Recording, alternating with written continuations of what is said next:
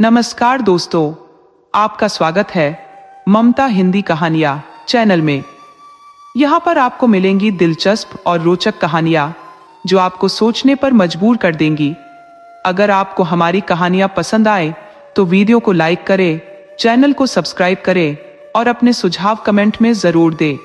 आपके सहयोग से हमारा यह चैनल और भी लोगों तक पहुंच सकेगा। धन्यवाद। लक्ष्मी की नई नई शादी हुई थी और आज उसका रसोई घर में पहली बार रसोई बनाने का दिन था। जब वह अपने ससुराल से विदा होकर आई थी तो उसकी सास ने उसे कल शाम को ही बता दिया था, बहू, कल सुबह तुम्हारी पहली रसोई है। इसलिए लक्ष्मी अलसुबह ही उठ गई थी, स्नान कर लिया था और रसोई की तैयारियों में लग गई थी। उसने रात को ही अपने पति रमन से परिवार के लोगों की पसंद नापसंद के बारे में विस्तार से पूछ लिया था। लक्ष्मी के नाम में ही नहीं बल्कि उसके व्यक्तित्व में भी सौंदर्य, गुण और धैर्य झलकता था। उसने सुबह सुबह ही रसोई घर को व्यवस्थित कर लिया था और सबसे पहले मीठे पकवान की तैयारी शुरू की। उसने बेसन का हलवा बनाने का निर्णय लिया जो उसकी सास के हर खुशी के मौके पर बनता था और सबको पसंद आता था। यह जानकारी रमन ने उसे पहले ही दे दी थी। रसोई घर में एक खिड़की थी जो गली की ओर खुलती थी। वहां से ठंडी ठंडी हवा आ रही थी जिससे लक्ष्मी को गर्मी का एहसास कुछ कम हो गया था। सब्जियों को काटने के दौरान उसकी ननद उसकी मदद के लिए आ गई। उसने ननद से रसोई की जरूरी सामग्रियों के बारे में पूछा और फिर उसे विनम्रता से वापस भेज दिया। तभी लक्ष्मी के कानों में कुछ औरतों की धीमी धीमी बातें सुनाई देने लगी। आवाज थोड़ी देर बाद और करीब आ गई तो लक्ष्मी को लगा कि शायद वे औरतें उसके ससुराल के बारे में ही चर्चा कर रही है। वह खिड़की के पास खड़ी हो गई और हल्के से आंचल को खींचकर देखा। वहां दो औरतें खड़ी बातें कर रही थी जो उसकी सास की उम्र की लग रही थी। एक औरत ने कहना शुरू किया, अरे, आजकल अच्छाई का कोई मोल कहाँ रह गया है। देखो बनैली को, जिसे बनिया की घरवाली कहते हैं, कैसे बन नहीं कहलाती है।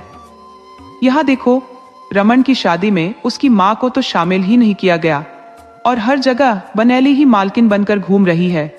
बहू भी ऐसी आई है जो अभी तक अपनी सास से ठीक से मिली भी नहीं है। सास बेचारी तो नौहरे में एक कमरे में बंद पड़ी है। लक्ष्मी यह सुनकर उलझन में पड़ गई कि आखिर ये बनैली कौन है और उसकी असली सास कौन है। उसने और भी ध्यान से उन औरतों की बातें सुननी शुरू कर दी। अब वे और भी गहराई से बोलने लगी, अरे बहन, सुना है बनैली के दो हिस्से खुल गए हैं। ऐसी सुंदर सुगड़ काया और मन की कोमलता, और दहेज की तो पूछो ही मत, जैसे घर भर दिया हो। साक्षात लक्ष्मी का अवतार है, एक औरत ने कहा।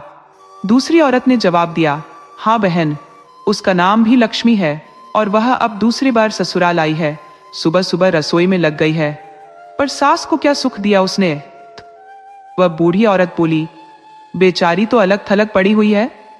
फिर दूसरी औरत कहने लगी, अरे बहन, कैसी बातें करती हो, उसे बताया ही नहीं गया होगा कि उसकी असली सास कोई और है।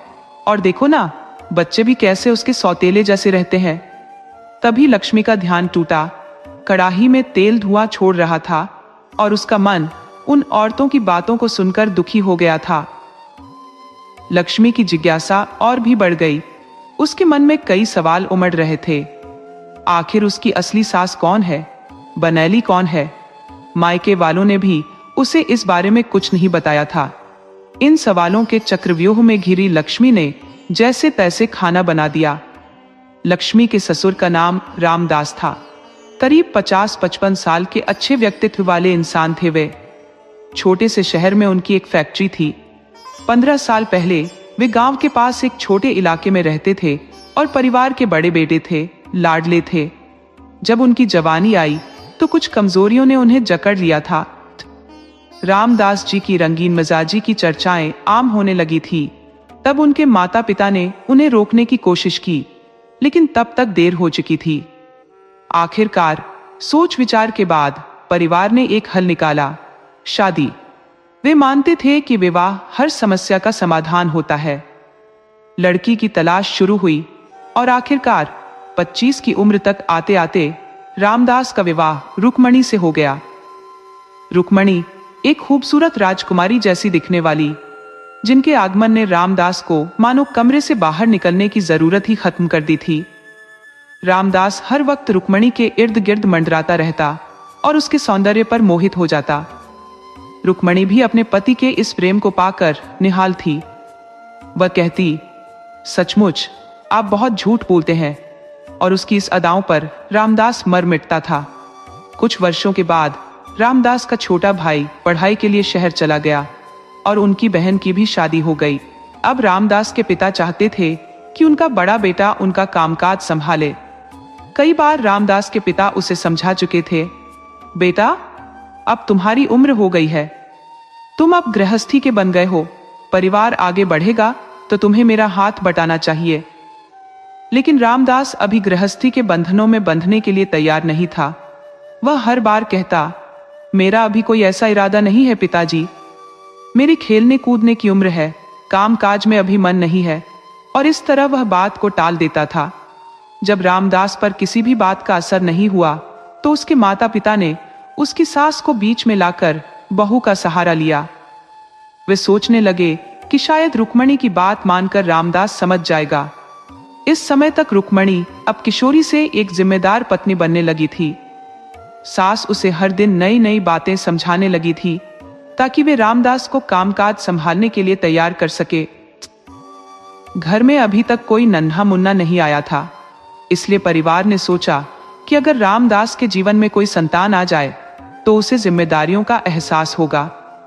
हर उपाय की पूरी कोशिश की गई और आखिरकार 1 साल के भीतर पता नहीं कौन सा उपाय काम कर गया। रुक्मणी गर्भवती हो गई और घर में खुशियों की लहर दौड़ गई। रामदास अब खुशी खुशी फैक्ट्री जाने लगा। नियत समय पर बालक का जन्म हुआ और उसका जन्मोत्सव बड़े धूमधाम से मनाया गया। जिंदगी अपनी रफ्तार से आगे बढ़ने लगी। एक बेटी और एक बेटे ने परिवार को पूरा कर दिया। रामदास का भाई शहर में नौकरी पाकर वहीं बस गया और माता पिता धीरे धीरे उनके सुखी परिवार को देखकर स्वर्ग सिधार गए। रुक्मणी अब एक परिपक्व गृहिणी बन चुकी थी। उसकी सारी दुनिया अब घर गृहस्थी में ही समा गई थी। रमन, उनका बड़ा बेटा, अब स्कूल जाने लगा था और उससे छोटी बेटी मीना माता पिता दोनों की दुलारी थी। सबसे छोटा गगन अभी मात्र 2 साल का था। रामदास के बदलते व्यवहार ने रुक्मणी को बहुत बेचैन किया। उसने रामदास को समझाने की बहुत कोशिश की, लेकिन उसके स्वभाव में कोई फर्क नहीं आया। जो रामदास कभी 3 साल तक घर से बाहर कदम नहीं रखता था, आज वही उसकी बात पर ध्यान तक नहीं देता था। देर रात घर आना, कभी कभी बाहर ही खाना खा लेना, यहाँ तक कि कई बार तो रात भर घर ना आना उसकी आदत बन गई थी।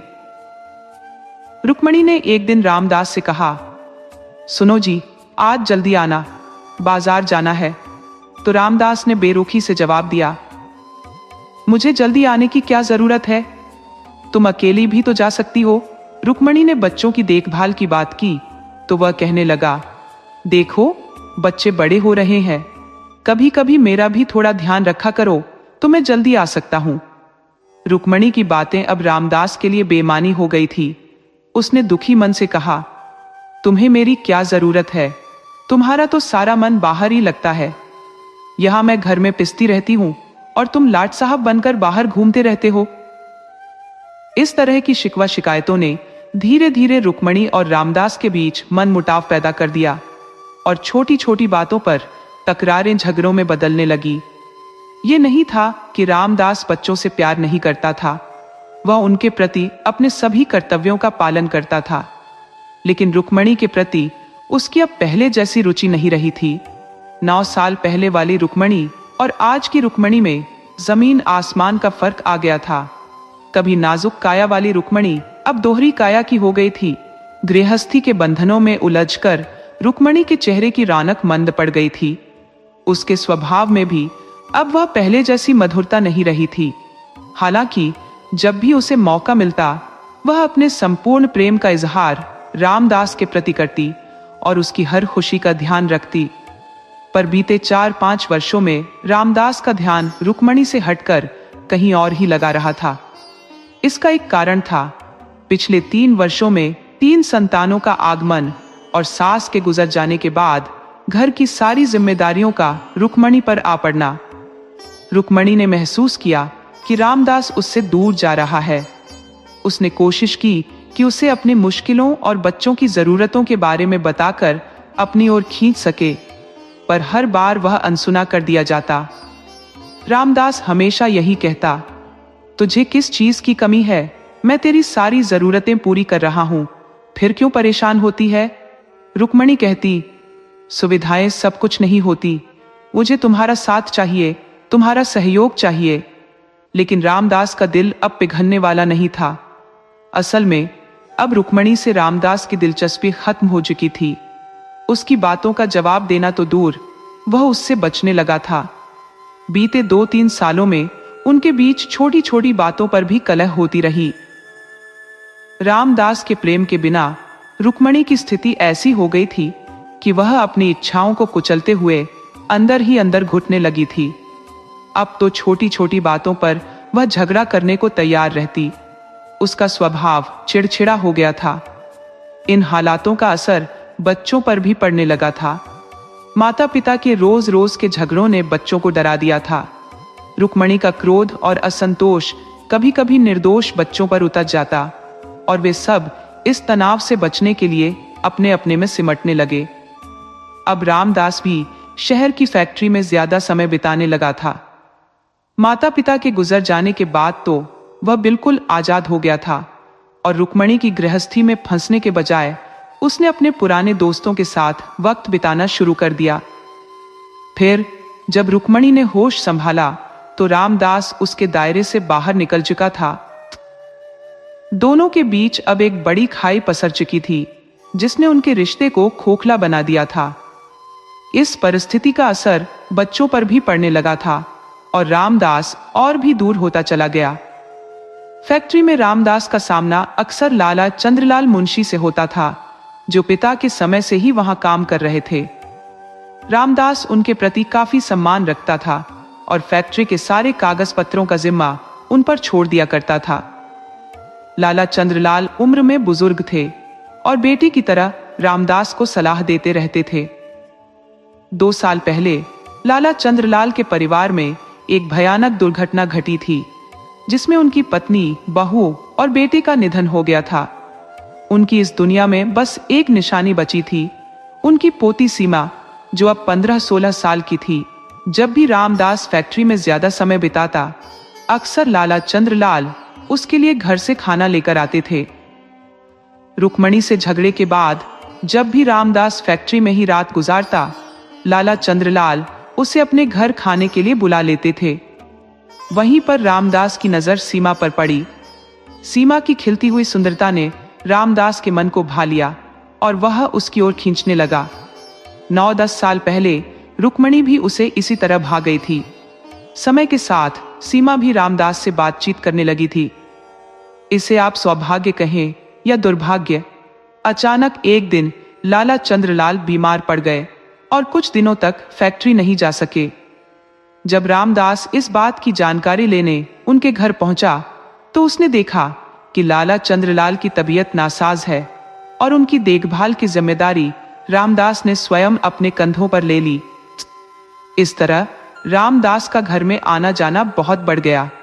अब वह सुबह होते ही वहां पहुंच जाता और नाश्ते से लेकर रात के खाने तक वहीं पर ही रह जाता। सीमा के साथ उसकी बातचीत भी बढ़ने लगी थी और वो उसे बहुत ही अदब से साहब कहकर बुलाती थी।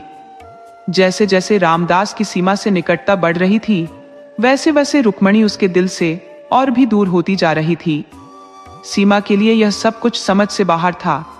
अपने माता पिता के गुजरने के बाद उसके लिए दादा ही एकमात्र सहारा थे और उनकी बीमारी के समय में रामदास का समर्थन उसके लिए बहुत महत्वपूर्ण था। दूसरी ओर लाला चंद्रलाल अपनी पोती सीमा के भविष्य को लेकर चिंतित थे। उन्होंने रामदास से कहा, बेटा, मेरी बीमारी अब ठीक होती नहीं दिख रही, लगता है जल्द ही मेरा समय आ जाएगा। मेरे बाद सीमा का क्या होगा? रामदास ने उन्हें तसल्ली देते हुए कहा, मुंशी जी, आप बिल्कुल चिंता मत करें, जल्द ही आप स्वस्थ हो जाएंगे और मैं तो यहाँ हूं ही सीमा की पूरी देखभाल के लिए। बस आप ईश्वर पर भरोसा रखिए। लेकिन नियति ने लाला चंद्रलाल का साथ छीन लिया और वे दुनिया से विदा हो गए, पीछे छोड़ गए मासूम सीमा और रामदास को। अब सीमा के लिए रामदास ही एकमात्र सहारा था और रामदास ने इस स्थिति का पूरा फायदा उठाया।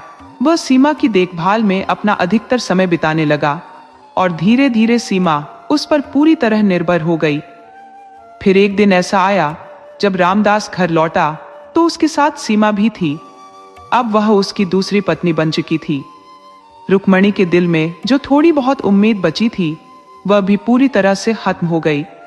अपने ही घर में अपने पति के साथ किसी दूसरे स्त्री की उपस्थिति सहन करना किसी भी स्त्री के लिए बेहद कठिन होता है। जब यह सब बातें आंखों से ओझल थी तो शायद रुक्मणी का दिल इसे बर्दाश्त कर जाता, लेकिन अब यह स्पष्ट हो चुका था। रामदास ने सीमा का परिचय इस तरह कराया कि यह तुम्हारी छोटी माँ है, और सीमा रुक्मणी को जीजी कहकर संबोधित करती थी। उसे रुक्मणी का पूरा अधिकार समझ में नहीं आता था, लेकिन यह जरूर जानती थी कि उसने रुक्मणी की जगह ले ली है। सीमा की कोशिश यही रहती कि वह रुक्मणी को दुख ना पहुंचाए, लेकिन रुक्मणी के लिए इससे बड़ा दुख क्या हो सकता था कि उसके अधिकारों पर उसी की आंखों के सामने डाका डाला जा रहा था और वह कुछ नहीं कर सकी थी। एक दिन रुक्मणी ने गुस्से में कहा, सुनो, तुम्हें मुझे जीजी कहने की कोई जरूरत नहीं है। मैं तुम्हारी जीजी नहीं हूं। भगवान करे किसी को भी तुम्हारे जैसी छोटी बहन ना मिले। ऐसा कहकर उसने सीमा को ठुकरा दिया। सीमा के मासूम सवाल पूछने पर रुक्मणी क्रोध में पैर पटकती हुई चली गई। सीमा दुखी मन से मां से बात कर अपने कमरे में चली गई और सारा दिन उदास अपने ही विचारों में खोई रही। रात को जब रामदास घर लौटा और उसने सीमा के बुझे हुए चेहरे को देखा तो पूछ बैठा, क्या हुआ सीमा? उसकी आंखों में आंसू भर आए और रोते रोते उसने रुक्मणी की सारी बातें रामदास को बता दी। रामदास सब कुछ समझता था, लेकिन अब उसके लिए सीमा अधिक अहमियत रखती थी। वह सीमा को अधिक तवज्जो देने लगा था। रामदास ने सीमा को सांत्वना देते हुए कहा, तुम्हें रुक्मणी की बातों की परवाह करने की कोई जरूरत नहीं है। तुम अपने काम से काम रखा करो। जो भी कहना हो मुझसे कहो, मैं हमेशा तुम्हारे लिए हूं। कुछ दिनों में सब ठीक हो जाएगा। ऐसा कहकर उसने सीमा को अपने गले से लगा लिया। इसके बाद रामदास और रुक्मणी के बीच बातें होना बिल्कुल बंद हो गई।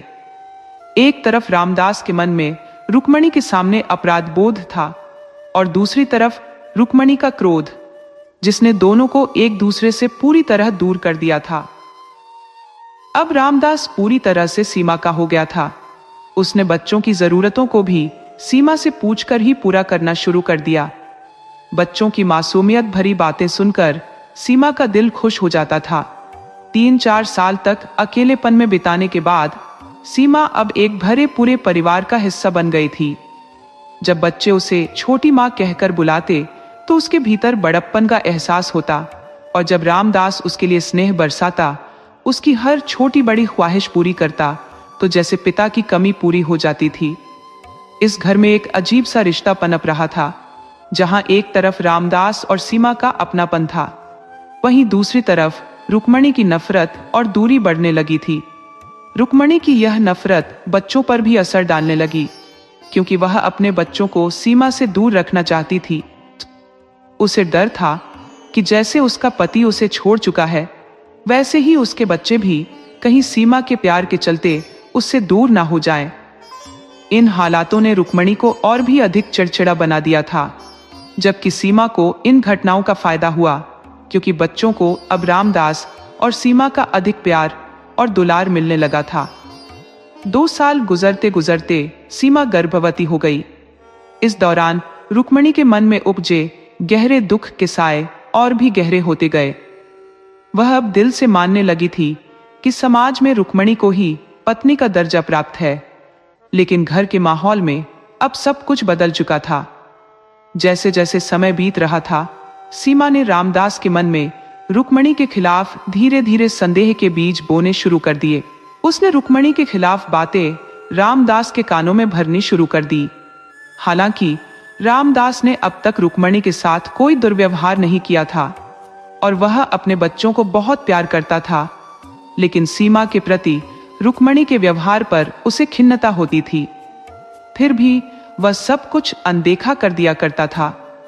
सीमा ने अब रामदास पर दबाव डालना शुरू कर दिया ताकि वह रुक्मणी के अधिकार को कम करके उसके हिस्से में अधिक से अधिक प्रेम और महत्व दे सके। कि वे शहर जाने और वहीं घर स्थानांतरित होने का विचार धीरे धीरे सीमा के मन में गहराने लगा। वहां जाकर रामदास फैक्ट्री का संचालन भी सहजता से कर सकेगा और साथ ही उनका परिवार भी एकजुट रहेगा। सीमा का मानना था कि वहीं उनके आने वाले बच्चे का जन्म होगा और समाज उसे रामदास की पत्नी के रूप में मान्यता देगा। कई दिन की झिझक और अनिर्णय के बाद रामदास ने सीमा की बात मान ली और शीघ्र ही परिवार के साथ शहर में जाकर बस गया। शहर पहुंचने के पश्चात सीमा ने कोठी के पिछवाड़े में नौहरे का एक छोटा सा कमरा रुक्मणी को दे दिया, जबकि बच्चों को अपने साथ मुख्य कोठी में रख लिया। उसे इस बात का पूरा भान था कि रामदास अपने बच्चों से गहरा स्नेह करता है और बच्चों की उपस्थिति उसे और करीब लाएगी। बच्चों से उसका कोई बैर न था। दरअसल रुक्मणी की नफरत ही थी जिसने उसे बच्चों से दूर कर दिया था। प्रारंभिक दौर में सीमा ने रुक्मणी के प्रति छोटी बहन जैसा स्नेहिल व्यवहार रखा था, लेकिन धीरे धीरे उसने खुद को रुक्मणी की परिस्थितियों का दोषी मानना बंद कर दिया। उसके विचार में यदि रुक्मणी की दुर्दशा के लिए कोई जिम्मेदार था तो वह रामदास ही था। सीमा खुद अपनी स्थितियों के चलते इस जीवन में आ गई थी और रामदास व रुक्मणी के रिश्ते तो पहले से ही दरक चुके थे। अब सीमा के दिल में रुक्मणी के लिए विशेष कोई स्थान न था और उसने उसे अपने जीवन में एक गौण भूमिका तक सीमित कर दिया। रामदास ने भी घर के सारे फैसले सीमा के हाथों में सौंप दिए और वह अब पूरे घर में अपनी धाक के साथ शासन करने लगी थी। अब जो रमण 10 वर्ष का हो चुका था, उसने जीवन के कई पहलुओं को समझना शुरू कर दिया था। सीमा के व्यवहार से बच्चों में खुशी का भाव बना रहता था और वे मां के प्यार की कमी अधिक महसूस नहीं करते थे। बच्चों ने भी रुक्मणी से दूरी बनाए रखी और पिता या सीमा के फैसलों पर कोई सवाल नहीं उठाया। यदा कदा वे मां से मिलने उसके कमरे में जाते, लेकिन रुक्मणी का ठंडा और उखड़ा हुआ व्यवहार उन्हें अंदर तक चोट पहुंचाता था। समय बीतता गया और सीमा ने एक पुत्र को जन्म दिया जिसका नाम भावेश रखा गया। इस खुशी के मौके पर रामदास ने एक बड़ा समारोह आयोजित किया जिसमें नगर के सभी प्रतिष्ठित व्यक्तियों को बुलाया गया। इस महफिल में रुक्मणी की कहीं कोई चर्चा नहीं थी और समाज के समक्ष सीमा ही रामदास की पत्नी के रूप में प्रस्तुत थी। शहर में बसे हुए उन्हें 15 वर्ष बीत चुके थे। रमण ने बे की पढ़ाई पूरी कर पिता के साथ फैक्ट्री के कामकाज में हाथ बटाना शुरू कर दिया था, जो अब काफी विस्तृत हो चुका था। मीना की शादी हो चुकी थी और वह अपनी ससुराल में सुखी जीवन बिता रही थी। गगन और भावेश अभी अपनी पढ़ाई कर रहे थे। भाई बहनों के बीच प्रेम की डोर इतनी मजबूत थी कि सौतेलेपन का कहीं कोई आभास नहीं होता था। रमण की शादी लक्ष्मी से हो चुकी थी और लक्ष्मी अपनी सास सीमा की सेवा में लगी थी। उसके मन में सुबह की बातचीत को लेकर कई सवाल उमड़ घुमड़ रहे थे, लेकिन उसने अपनी समझदारी का परिचय देते हुए तत्काल कुछ न पूछने का निर्णय लिया। लक्ष्मी एक समझदार और शिक्षित महिला थी, जो परिस्थितियों को भली भांति समझने के बाद ही कोई कदम उठाना चाहती थी। वह जानती थी कि जल्दबाजी में लिए गए निर्णय अक्सर उलझनों को और बढ़ा देते हैं और रिश्तों में खटास ला सकते हैं। अभी वह रमण से बात करने का सही समय खोज रही थी ताकि वह सारी बातें सुलझा सके। सीमा की आवाज ने अचानक लक्ष्मी के विचारों को भंग कर दिया। वह बोली, जाओ बहू, अब तुम भी थोड़ा आराम कर लो। सुबह से ही काम में लगी हो, थक गई होगी। लक्ष्मी ने विनम्रता से जी माँ जी कहते हुए उठने का उपक्रम किया, परंतु जाते जाते अचानक रुक गई। सीमा ने भांप लिया कि लक्ष्मी कुछ कहना चाहती है। उसने पूछा, क्या बात है, कुछ कहना चाहती हो? लक्ष्मी ने अपने भीतर की हलचल को शांत करते हुए पूछा, माँ जी, क्या मैं दूध ले आऊं? सीमा ने मुस्कुराते हुए कहा, नहीं, बच्चों को दे देना और खुद भी ले लेना। इतना कहकर लक्ष्मी कमरे से बाहर निकल आई और अपने भीतर चल रहे विचारों को संयमित करने लगी। उसने ठान लिया कि अब इस विषय पर वह रमन से ही बात करेगी। कमरे में रमन उसका बेसब्री से इंतजार कर रहा था। लक्ष्मी ने चुपचाप उसके हाथ में दूध का गिलास थमाया और पास बैठ गई। उसके मन में फिर से द्वंद्व उठने लगा कि रमन से बात करे या ना करे। रमन का स्वभाव उसके लिए अभी भी एक पहेली जैसा था, क्योंकि वह कम बोलने वाला और चुपचाप रहने वाला इंसान था। उसे समझने में अभी समय लगने वाला था, और यही कारण था कि लक्ष्मी के मन में एक संकोच था। रमन, जो अपनी नई नवेली पत्नी की खुशी के बारे में सोच रहा था, लक्ष्मी के चेहरे की गंभीरता देखकर अचंभित हो गया। उसने लक्ष्मी को चुपचाप और गहरी सोच में डूबा हुआ देखा तो पूछ बैठा, क्या सोच रही हो लक्ष्मी?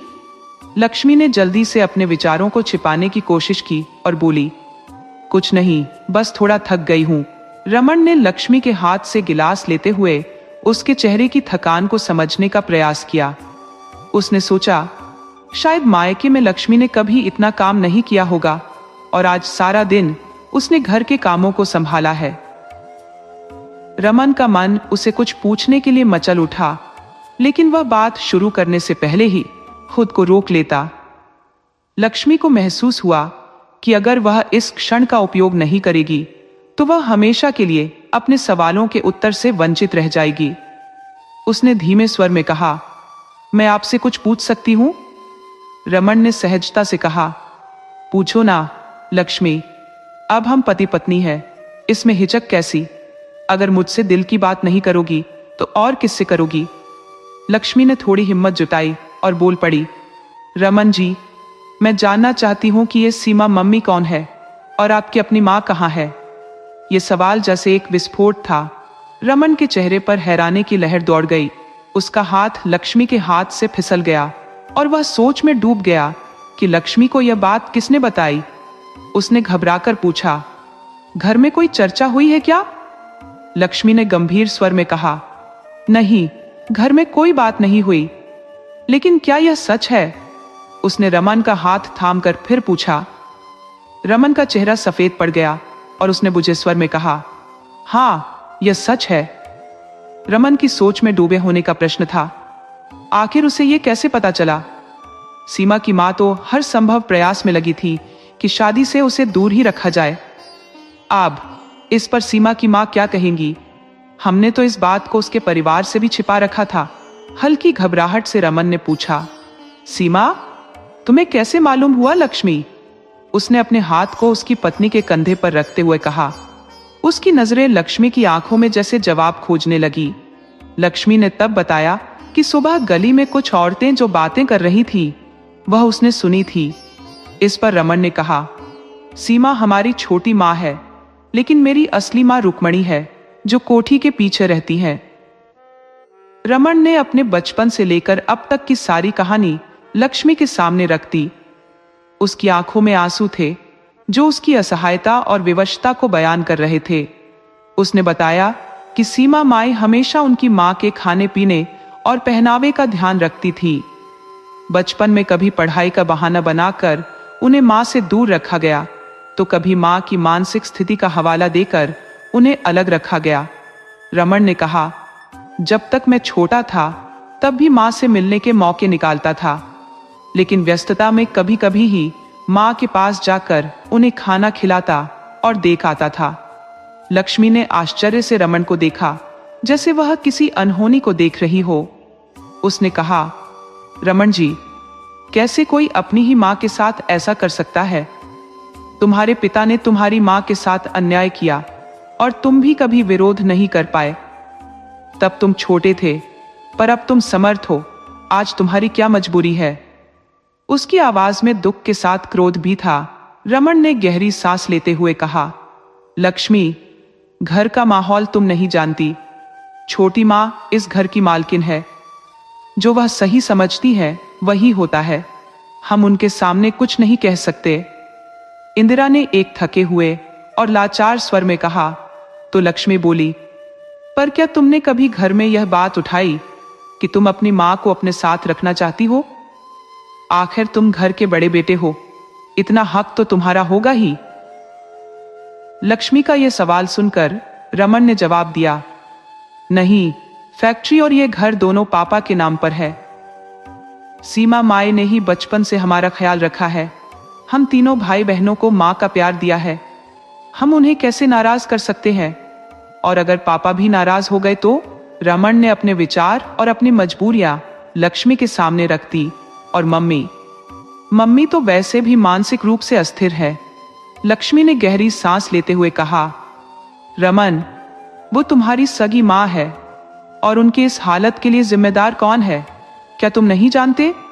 रमन स्तब्ध होकर लक्ष्मी को देखने लगा और बोला, लेकिन लक्ष्मी, मेरे हाथ में क्या है? अगर छोटी माँ और पापा नाराज हो गए तो हम दोनों का नुकसान हो सकता है। उसकी आंखों में छिपा हुआ डर अब साफ साफ लक्ष्मी के सामने आ गया था। लक्ष्मी उसकी चिंता को समझते हुए बोली, यह कोई नुकसान नहीं होगा रमन जी। वह सोचते हुए बोली, तुम चिंता क्यों कर रहे हो? मैं इस घर की बहू हूं और सब कुछ संभाल लूंगी, किसी को नाराज नहीं होने दूंगी और मम्मी जी भी धीरे धीरे ठीक हो जाएंगी। मुझे बस तुम्हारा साथ चाहिए। लक्ष्मी की बात सुनकर रमन ने कुछ कहने की कोशिश की, लेकिन लक्ष्मी ने उसे टोकते हुए कहा, तुम इन किंतु परंतु को छोड़ो। हमें माँ को फिर से परिवार में उनका स्थान दिलाना है और इसके लिए हमें सबसे पहले उनके लिए कुछ करना होगा। रमन ने धीरे से कहा, लक्ष्मी, मैं तुम्हारा साथ दूंगा। अगर सब कुछ पहले जैसा हो गया तो मुझे सबसे अधिक खुशी होगी। उसकी आवाज में उम्मीद और सावधानी दोनों थी।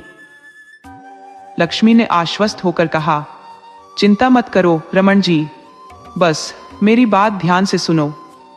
फिर वह रमन के करीब आई और धीरे से कुछ समझाने लगी, जिससे रमन को एक ओर हैरानी हो रही थी और दूसरी ओर उम्मीद भी जग रही थी। बीच बीच में रमन सिर हिलाकर सहमति व्यक्त करता रहा। अंत में जब लक्ष्मी ने सब समझा दिया तो रमन ने मुस्कुराते हुए कहा, तुमने तो सच में कमाल कर दिया। मैं तो कभी ऐसा सोच भी नहीं सकता था, ना ही मेरे पास इतनी हिम्मत थी। तुम मेरे जीवन में जैसे खुशियों की बहार लेकर आई हो। लक्ष्मी ने मुस्कुराते हुए कहा, तो फिर मुझे इनाम दीजिए। रमन हंसते हुए बोला, क्या दूं? मेरा सब कुछ तो तुम्हारा ही है। जो भी कहोगी मैं उसे पूरा करने की कोशिश करूंगा। उसने प्यार से लक्ष्मी का हाथ थाम लिया और कहा, बस तुम्हारा प्यार और विश्वास चाहिए लक्ष्मी। लक्ष्मी मुस्कुराई और बोली, वो तो तुम्हारे पास हमेशा रहेगा। अब आधी रात का सन्नाटा गुजर चुका था और पति पत्नी के बीच का प्रेम इस अंधेरी रात में और भी गहरा हो चला था। आत्मा और मन का मिलन सच्चे दाम्पत्य जीवन की वह नींव है जिस पर आने वाली हर चुनौती धीरज से टिकती है। सीमा किसी गहरी सोच में डूबी थी।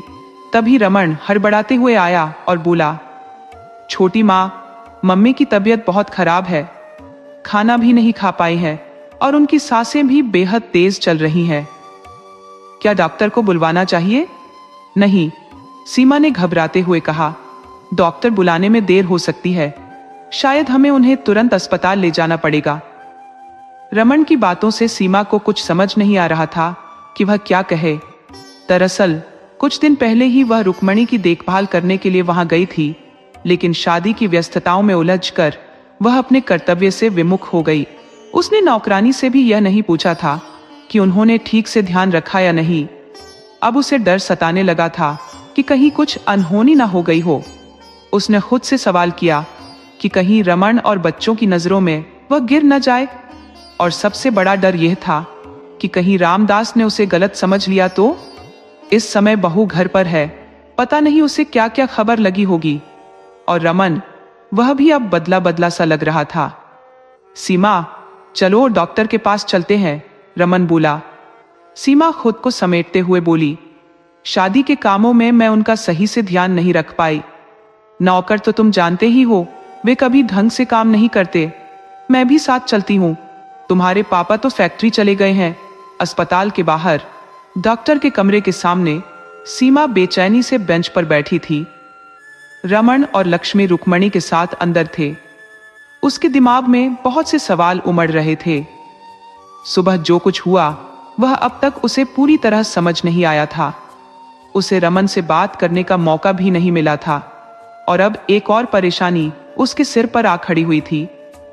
सुबह जहां वह बेहद खुश और संतुष्ट महसूस कर रही थी, अब वही चिंता और घबराहट उसके दिल में घर कर चुकी थी। बीते 20 सालों से जिस साम्राज्य का सुख वह अकेले भोग रही थी, उसे अब बिखरने का डर सताने लगा था। उसने सोचा कि जैसे ही मौका मिलेगा वह रमन से बात करेगी और यह पता लगाएगी कि उसने लक्ष्मी को क्या क्या बताया है। वह अपने विचारों में उलझी ही थी कि रमन बाहर आ गया। सीमा ने उसकी ओर देखा और घबराहट भरे स्वर में पूछा, कैसी हैं जीजी? उसकी आवाज में घबराहट सिर्फ रुक्मणी के लिए नहीं थी, बल्कि आने वाले कल की चिंता भी उसकी धड़कनों में घुली हुई थी। रमन सीमा की यह चिंता समझ गया था। उसने कहा, मम्मी की हालत कुछ खास अच्छी नहीं है छोटी माँ। उसकी आवाज में गहरा पश्चाताप और लाचारी झलक रही थी। मुझे कुछ कहना था। सीमा ने कुछ बोलने की कोशिश की, लेकिन रमन ने उसे बीच में ही रोकते हुए कहा, नहीं छोटी माँ, आपकी कोई गलती नहीं है। आपने हमेशा हम सबको अच्छे से संभाला है। असल गलती मेरी है। मुझे मम्मी का ठीक से ध्यान रखना चाहिए था। रमन की दिलासा भरी बातें सुनकर सीमा को थोड़ी राहत जरूर मिली, पर अंदर की बेचैनी अभी भी पूरी तरह शांत नहीं हो पाई थी। सच तो यह था कि शादी से कुछ दिन पहले ही रमन की छोटी बहन मीना आई थी और लक्ष्मी के आने से एक दिन पहले ही वह अपने ससुराल लौट गई थी। उन्हीं दिनों मीना ने रुक्मणी की देखभाल की थी। रमन उन दिनों कई बार मां के आशीर्वाद के लिए गया था। उसकी मां शांत थी और बेटी मीना के हाथों में कुछ थमा दिया था। मीना की शादी के बाद से ही जब भी वह आती, उसकी कोशिश रहती कि मां के साथ समय बिताए। भले ही सीमा का अब भी आदर करती थी। सीमा ने इस बात को महसूस किया था, लेकिन मीना ने उसे कभी कुछ नहीं कहा। मीना पहले भी आती थी और हमेशा से ही वह सीमा का मान सम्मान करती रही थी। रमन के व्यवहार में भी सीमा ने कोई बदलाव महसूस नहीं किया था, जिससे उसे एक प्रकार की संतुष्टि मिली थी। छोटी माँ, मैं आपको घर छोड़ देता हूं। आप काफी थक गई होंगी, रमन ने कहा। सीमा ने उसे रुकते हुए कहा, रमन, मुझे तुमसे कुछ पूछना है। सीमा के दिल में बेचैनी थी। रमन ने कहा, हाँ छोटी माँ, पूछिए क्या पूछना है। सीमा ने फिर हिम्मत करते हुए कहा, रमन, क्या तुमने लक्ष्मी को यह बताया है कि मैं तुम्हारी सौतेली माँ हूं और रुक्मणी जीजी तुम्हारी सगी माँ है? और क्या तुमने उसे और कुछ बताया है? सीमा ने बेचैन मन से रमन से यह सवाल किया, पर तभी पवन कुछ कहने ही वाला था कि लक्ष्मी आ गई और रमन चुप हो गया। लक्ष्मी ने एक पर्ची देते हुए कहा, ये दवाइयां हैं, और फिर चुप हो गई। रमन दवाइयां लेने चला गया और सीमा के मन में बेचैनी की लहर फिर से उठने लगी। अब सीमा सोचने लगी कि रमन से तो बात नहीं हो पाई, क्या लक्ष्मी से पूछूं? तभी लक्ष्मी ने कहा, माँ जी, आप कुछ सोच रही हैं? सीमा ने कहा, हाँ, मुझे तुमसे कुछ पूछना है बहू। लक्ष्मी ने जानबूझकर अनजान बनने का नाटक किया और बोली, पूछिए माँ जी। सीमा ने साहस जुटाते हुए पूछा, लक्ष्मी, क्या रमन ने तुम्हें मेरे बारे में कुछ बताया है? लक्ष्मी ने थोड़ा हिचकिचाते हुए कहा, जी। और फिर उसने पैनी नजरों से सीमा की ओर देखा। सीमा ने बात बदलते हुए पूछा, रुक्मणी दीदी की तबीयत अब कैसी है? क्या मैं उन्हें देख आऊं? लक्ष्मी बोली, नहीं, वे अभी ठीक नहीं है और सो रही है। दवाइयों का असर है। आप चाहे तो दूर से देख सकती है। सीमा ने झिझकते हुए कहा, नहीं, अगर वे सो रही हैं तो बाद में देख लूंगी। दोनों कुछ देर चुप रहीं, पर फिर सीमा से रहा नहीं गया और उसने फिर पूछा, लक्ष्मी, तुम्हें कैसे पता चला कि मैं तुम्हारी सौतेली माँ हूं और रुक्मणी दीदी तुम्हारी सगी माँ? लक्ष्मी ने कहा, माँ जी, रमन ने तो मुझे कुछ नहीं बताया था। यह तो मुझे गली में कुछ औरतों से पता चला। वे हमारे घर के बारे में बातें कर रही थी। कल जब मैं किचन में काम कर रही थी तो उनकी बातें मेरे कानों में पड़ गई। सीमा ने फिर पूछा, क्या कह रही थी वे औरतें? लक्ष्मी ने उन औरतों की बातचीत को थोड़ा घुमा फिराकर सीमा के सामने रख दिया। और सच्चाई को उसी तरीके से प्रस्तुत किया जैसे उसने सुना था। लक्ष्मी की बात सुनकर सीमा ने गहरी सांस ली और धीरे से बोली, बहू, मैं तुम्हें क्या बताऊं? रुक्मणी दीदी को कभी कभी मानसिक रोग के द्वारे पड़ते हैं, इसलिए उन्हें कोठी के पीछे के कमरे में रखा गया है। उस वक्त वह खुद को या किसी और को भी नुकसान पहुंचा सकती है। बहू, तुम मेरे बारे में गलत मत सोचना। अगर मैं रुक्मणी जीजी के साथ रहती तो मीना और गगन को अपने बच्चों की तरह कैसे पाल पाती। रमन और मैंने हमेशा मीना और गगन को अपने बच्चों जैसा ही माना। मेरा भाग्य ही ऐसा है बहू कि रुक्मणी जीजी जब से हमारे घर आई तब से उनकी मानसिक स्थिति बिगड़ने लगी। पहले वह सिर्फ मानसिक रूप से थोड़ी अस्थिर और चिड़चिड़ी थी, पर बाद में उनका हाल और भी खराब हो गया। सीमा अपनी सफाई देती रही, मानो उसे एक ही सांस में सब कुछ कह देना हो। लक्ष्मी ने देखा कि सीमा की आंखें नम हो गई थी। वह उठकर दूर एक बेंच पर जाकर बैठ गई और अपने चेहरे को अपने हाथों से ढक लिया। सीमा को यह तसल्ली थी कि रमन ने अभी तक लक्ष्मी को सब कुछ नहीं बताया था। लक्ष्मी को ऐसा लगा कि शायद सीमा की सच्चाई अब सामने आ रही थी, इसलिए वह अपने भाग्य को कोस रही थी। तभी रमन दवाइयां लेकर वापस आ गया। उसी समय दूसरी ओर से रामदास जी, गगन और भावेश भी आते हुए दिखाई दिए। सीमा चुपचाप बैठी रही और रमन ने अपने पिता को मां की तबीयत के बारे में बताया। लक्ष्मी डॉक्टर के कमरे के बाहर बैठी सुबह की घटनाओं के बारे में सोच रही थी, जबकि डॉक्टर रुक्मणी जी का चेकअप कर रहे थे। रमन और लक्ष्मी जब रुक्मणी के कमरे में पहुंचे तो उन्होंने देखा कि वह एक छोटा सा पुराना कमरा था। रुक्मणी चारपाई पर लेटी हुई थी। कमरा लंबे समय से साफ नहीं हुआ था और दीवारों पर पुरानी परतें छड़ी थी। लक्ष्मी ने पूछा, मम्मी जी कैसी है? उनकी सांस बेहद कमजोर और अस्त व्यस्त स्थिति में थी। उन्हें देखकर लग रहा था कि उन्होंने कई दिनों से खुद पर ध्यान नहीं दिया था। रुक्मणी देवी की उम्र करीब 45-50 साल के आसपास थी।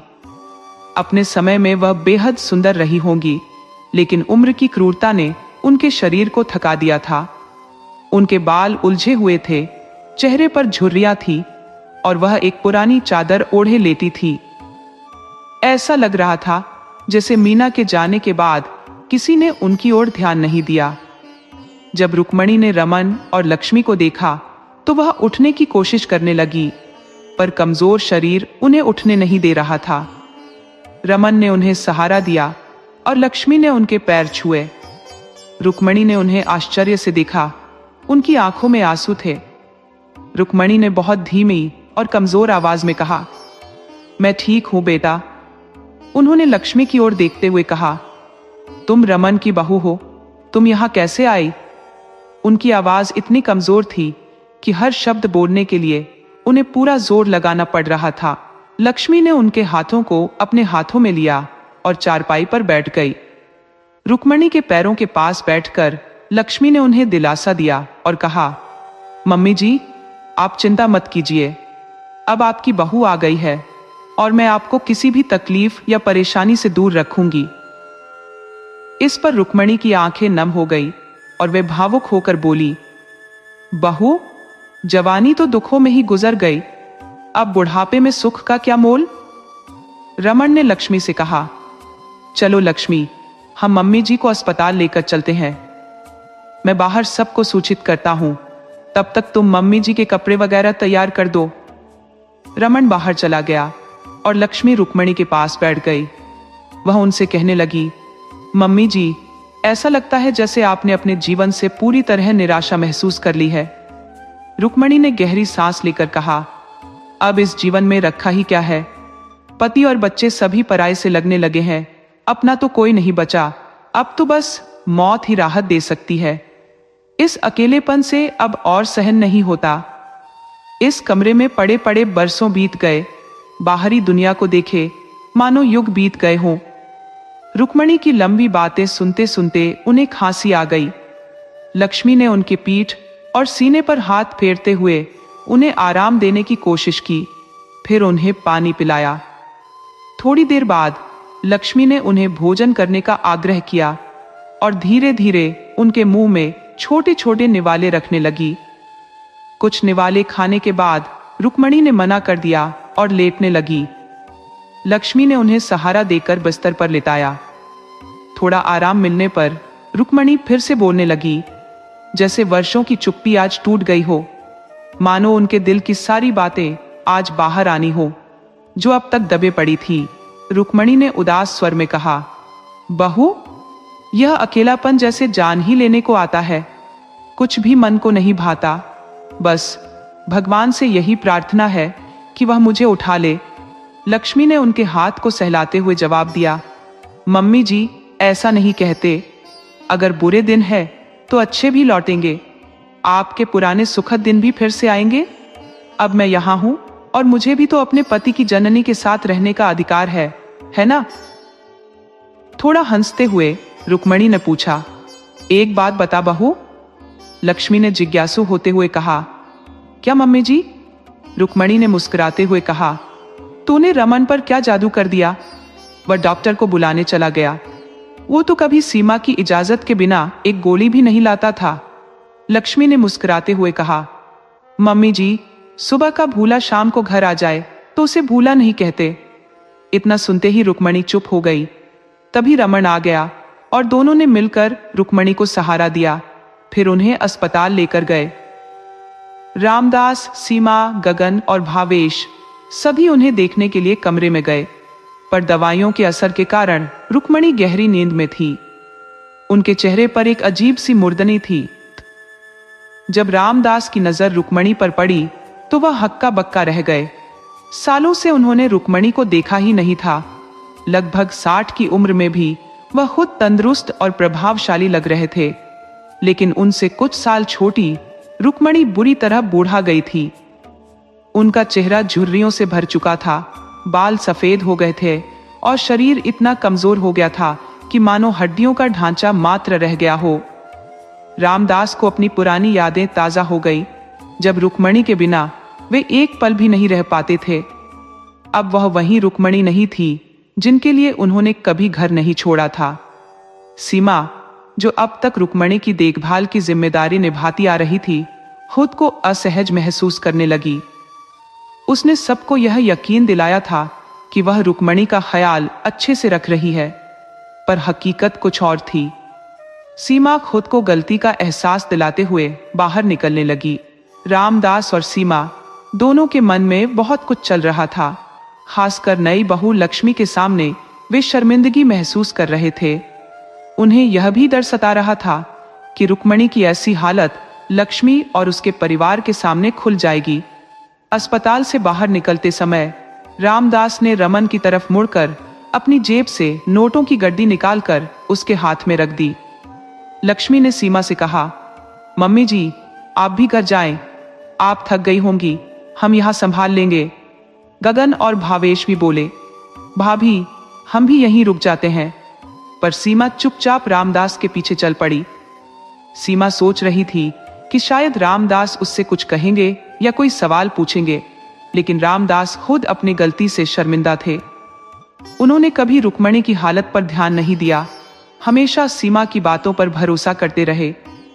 अब बच्चे जवान हो चुके हैं और आत्मनिर्भर भी। जब नई बहू घर आई तो वह क्या सोचती होगी? क्या उसने रमन से हमारे बारे में कुछ कहा होगा? इन्हीं उधेड़बुन में डूबे रामदास चुपचाप चल रहे थे। दोनों अपनी अपनी सोच में खोए थे। जैसा कि सीमा ने लक्ष्मी को बताया था कि रुक्मणी की मानसिक स्थिति ठीक नहीं है, उसी आधार पर लक्ष्मी ने सबको बताया था कि रुक्मणी का मानसिक संतुलन बिगड़ गया है। उसने यह भी जोड़ दिया कि डॉक्टर ने उनसे मिलने की मनाही की है और अब रुक्मणी का इलाज एक मानसिक अस्पताल में होगा। लक्ष्मी ने डॉक्टर से बात कर यह तय करवा लिया था कि रुक्मणी को मायके के शहर के एक अस्पताल में स्थानांतरित किया जाएगा, जहां उनसे मिलने की अनुमति नहीं होगी, क्योंकि इससे इलाज में बाधा पड़ती है। अस्पताल के नियमों के अनुसार सिर्फ एक व्यक्ति उनसे मिल सकता है, इसलिए किसी को भी अधिक चिंता करने की आवश्यकता नहीं है। बीच बीच में हम उन्हें देखने जाएंगे और मेरे मायके वाले भी वहां हैं, तो वे देखभाल कर लेंगे।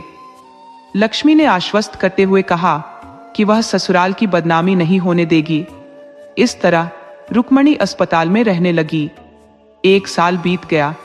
इस दौरान पवन और लक्ष्मी कभी कभी उनसे मिलने जाते थे और कभी कभी रात भी वहीं गुजारते थे। रामदास और सीमा ने जब 1-2 बार देखने जाने की इच्छा जताई तो रमन और लक्ष्मी ने उन्हें चिंता न करने की बात कहकर टाल दिया। सीमा और रामदास वैसे भी अपने अंदर की शर्मिंदगी से जूझ रहे थे और रुक्मणी का सामना करने की हिम्मत नहीं जुटा पा रहे थे। उन्हें यह भी नहीं पता था कि सामना होने पर रुक्मणी का व्यवहार कैसा होगा, इसलिए वे चुपचाप उनकी बात मान लेते थे। लक्ष्मी और रमन अभी भी सीमा को वही सम्मान देते थे जैसा वे पहले देते थे। अपने दिल में वे यह समझते थे कि छोटी माँ ज्यादा दोषी नहीं है, उसने बस उस मुश्किल घड़ी में जो सहारा मिला उसे थाम लिया। जब सीमा घर आई थी तब रमन सिर्फ 7-8 साल का था और उसने रुक्मणी और रामदास के बीच के झगड़े को देखा और थोड़ी बहुत समझ भी लिया था। सीमा ने शुरू में रुक्मणी की माँ जैसी भूमिका निभाई, लेकिन माँ अपने पति की बेवफाई को सहन नहीं कर पाई और उसने अपना सारा गुस्सा बच्चों और सीमा पर निकाला। गलती पिता की थी, लेकिन सजा सभी को मिली। उस समय सीमा चाहती तो बच्चों को और भी दुखी कर सकती थी, लेकिन शायद उसने ऐसा नहीं किया। सीमा मन ही मन शर्मिंदा थी, इसलिए वह कुछ नहीं कहती थी। पर वास्तविकता यह थी कि रमन और लक्ष्मी ने रुक्मणी को एक अलग कमरे में स्थानांतरित कर दिया था, जहां एक नर्स भी उसकी देखभाल के लिए मौजूद थी। नर्स घरेलू कार्यों में भी हाथ बटाती थी। रुक्मणी को असल में किसी चिकित्सीय उपचार की आवश्यकता नहीं थी, बल्कि उसे भावनात्मक संबल, शांति और अपनेपन की जरूरत थी, जिसे लक्ष्मी और रमन मिलकर पूरी कर रहे थे। उनके खान पान और समर्पित सेवा ने उनके जीवन में एक नया अध्याय शुरू कर दिया था। धीरे धीरे रुक्मणी की सेहत सुधरने लगी। उनके शरीर ने फिर से दम भरा, चेहरा फिर से जवां दिखने लगा और जो झुर्रियां कभी थी वो मानो गायब हो गई। उनकी आंखों में अब एक नई चमक आ गई थी और जीवन के प्रति दृष्टिकोण बदल चुका था। जो कुछ बीता उसे उन्होंने भाग्य की मर्जी मानकर स्वीकार कर लिया था। अब उनका एकमात्र उद्देश्य था परिवार के साथ अपने शेष जीवन को सुकून और आनंद के साथ बिताना। आज रमन और लक्ष्मी की शादी की पहली सालगिरह थी और घर में सुबह से ही उत्सव का माहौल था। रामदास और सीमा ने इस अवसर को खास बनाने की पूरी तैयारी कर रखी थी। शायद वे दोनों इस तरह से अपनी कुछ पिछली गलतियों का प्रायश्चित करना चाहते थे। जो सम्मान कभी उन्होंने नहीं दिया था, आज वे उस कमी को पूरा करने का प्रयास कर रहे थे। घर को शानदार तरीके से सजाया गया था और शाम के खाने का आयोजन बड़े धूमधाम से किया गया था। कई मेहमानों को आमंत्रित किया गया था। लक्ष्मी के मायके वाले भी इस खुशी में शरीक होने आ रहे थे। लक्ष्मी और रमन ने भी इस खास दिन के लिए कुछ विशेष योजना बना रखी थी। शाम के करीब 7 बजे लक्ष्मी तैयार होने के लिए ब्यूटी पार्लर जाने की बात कहकर निकली थी। तभी मीना आई और उसे मालूम हुआ कि उसकी मां अस्पताल में है।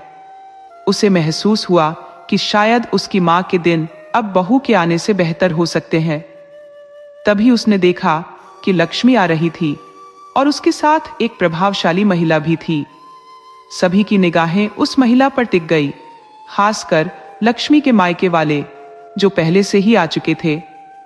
सबके मन में यही सवाल था, लक्ष्मी के साथ यह महिला कौन है? जब वे दोनों नजदीक आई तो सीमा और रामदास भी आश्चर्य से देखते रह गए, क्योंकि यह वही रुक्मणी थी। दोनों के मुंह से एक साथ विस्मय भरा स्वर निकला, रुक्मणी जी, सीमा ने कहा, और रामदास के होंठों से भी वही नाम पिसला। रुक्मणी मुस्कुराई और उन्होंने स्नेह से सीमा के गालों पर हल्के से थपथपाया। यह स्पर्श जैसे सीमा के मन को आश्वस्त कर गया कि रुक्मणी ने उसे दिल से माफ कर दिया है। तुरंत ही सीमा उनके चरणों में झुक गई और आंखों में आंसू ले बोली, मुझे माफ कर दीजिए जीजी, मैंने आपके साथ बहुत अन्याय किया। रुक्मणी ने उसे उठाया और गले से लगा लिया। वे बोली, तुमसे कोई भूल नहीं हुई है सीमा, तुमने मेरे बच्चों को कभी सौतेले नहीं समझा, हमेशा माँ की तरह प्यार दिया, दुलार किया। सबसे बड़ी बात तो ये है कि तुमने लक्ष्मी जैसी बहू को इस घर में लाकर मेरा जीवन फिर से सार्थक बना दिया। तुम्हारी कोई बड़ी गलती नहीं थी, तुम तो खुद एक बच्ची थी उस समय। रामदास अपने के पर बेहद लज्जित थे। उन्होंने अपने दोनों हाथ जोड़कर रुक्मणी के सामने झुका दिए और बोले, मैं अपने कर्मों पर अत्यधिक शर्मिंदा हूं रुक्मणी। मैंने तुम्हारे साथ बहुत अन्याय किया, मुझे माफ कर दो। शायद मैं माफी के लायक भी नहीं हूं। रुक्मणी ने उन्हें शांत कराते हुए कहा, जो बीत गया उसे भुला दीजिए। आपने जो किया वह माफी के योग्य तो नहीं, पर आपने इस घर में बच्चों को कभी किसी कमी का एहसास नहीं होने दिया। सीमा ने उनका भरपूर ख्याल रखा। मैं आपको आपकी गलतियों के लिए माफ करती हूं। फिर उन्होंने लक्ष्मी की ओर मुड़कर कहा, मेरी बहू नाम की ही लक्ष्मी नहीं, बल्कि असल में लक्ष्मी है। मैं भगवान से प्रार्थना करती हूं कि ऐसी गुणवान, सुशील और समझदार बहू हर किसी को मिले, जिसने अपनी ही सास का हक दिलाने के लिए खुद को बहन के रूप में रखा और बिना किसी को ठेस पहुंचाए सम्मान दिलाया। रुक्मणी ने लक्ष्मी को गले से लगा लिया। मीना और सीमा दोनों तरफ से लक्ष्मी को गले लगाने के लिए आगे बढ़ी। रामदास ने भी रमन को गले लगा लिया। गगन और भावेश ने रुक्मणी के चरणों में शीश नवाया और चारों ओर खुशियों का माहौल था। आज रुक्मणी को वही सम्मान मिला जो उनके पहले था।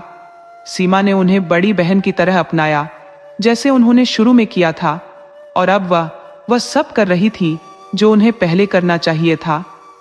उन्होंने रुक्मणी को दिल से अपनी बड़ी बहन मान लिया।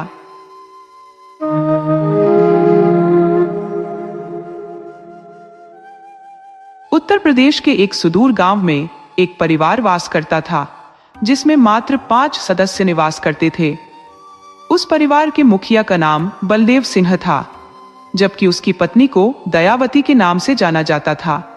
उनके 3 संतानें थीं, 2 पुत्र और 1 पुत्री। बलदेव सिंह, जो कि 5 फुट 10 इंच के लंबे और बलिष्ठ शरीर के धनी थे, जहां से भी गुजरते लोग उसे एक नजर देखने को विवश हो जाते थे।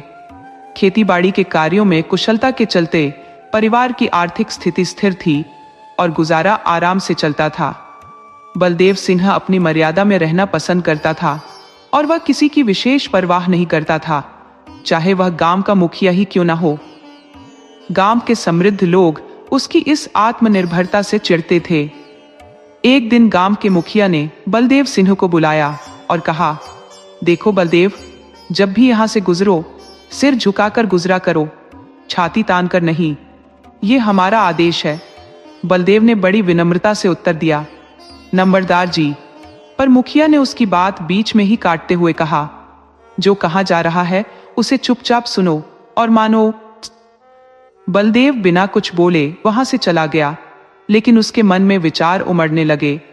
उसने सोचा, मैं अपना खाता हूं, अपना पहनता हूं और किसी का गुलाम नहीं हूं। चाहे जो हो, मैं अपने तरीके से ही चलूंगा। किसी दिन बलदेव शहर जाने के लिए फिर मुखिया के घर के पास से गुजर रहा था। मुखिया अपने कुछ साथियों के साथ चौपाल पर बैठा पान चबा रहा था। जैसे ही उसने बलदेव को देखा, उसके भीतर गुस्से की लहर दौड़ गई। कारण, बलदेव अपने खादी के कुर्ते, सफेद पाजामे, सफेद पगड़ी और काले जूतों में मस्त चाल चलता हुआ वहां से निकल रहा था। मुखिया को उसकी यह बेफिक्र चाल बिल्कुल नागवार गुजरी, मगर उस वक्त वह कुछ कह न सका। अंदर ही अंदर मुखिया बलदेव को अपना शत्रु मानने लगा था। वह नहीं चाहता था कि कोई उसके सामने सिर उठाकर जी सके। मुखिया ने बलदेव को सबक सिखाने के कई प्रयास किए, लेकिन असफल रहा। अंततः उसने निश्चय किया कि जड़ ही खत्म कर दी जाए, ताकि ना रहेगा बांस न बजेगी बांसुरी। उसने सुपारी देकर बलदेव की हत्या करवाने का षड्यंत्र रचा। बलदेव को इस साजिश की भनक तक नहीं थी और वह अपने जीवन का आनंद लेता रहा। एक रात जब सब लोग गहरी नींद में थे, तकरीबन 10 नकाबपोश लोग बलदेव के घर में घुसे। उन्होंने तीखे हथियार से बलदेव पर हमला किया, जिससे उसकी वहीं मौत हो गई। घर के अन्य सदस्यों को धमकी दी गई कि अगर किसी ने आवाज निकाली तो उनका भी यही अंजाम होगा। अगली सुबह गांव में कोहराम मच गया। जिसने भी यह घटना सुनी या देखी, उसका कलेजा कांप उठा। गांव के हर कोने में शोक की एक गहरी लहर फैल चुकी थी। हर आगंतुक का पहला सवाल था, हे भगवान, ये सब कैसे हुआ? पर किसी के पास इस सवाल का उत्तर नहीं था। परिवार गहरे दुख और निराशा में डूबा हुआ था। धीरे धीरे गांव वाले और रिश्तेदार जमा होने लगे। सबका वही सवाल था, ये कैसे हुआ? मगर कोई जवाब नहीं दे पा रहा था।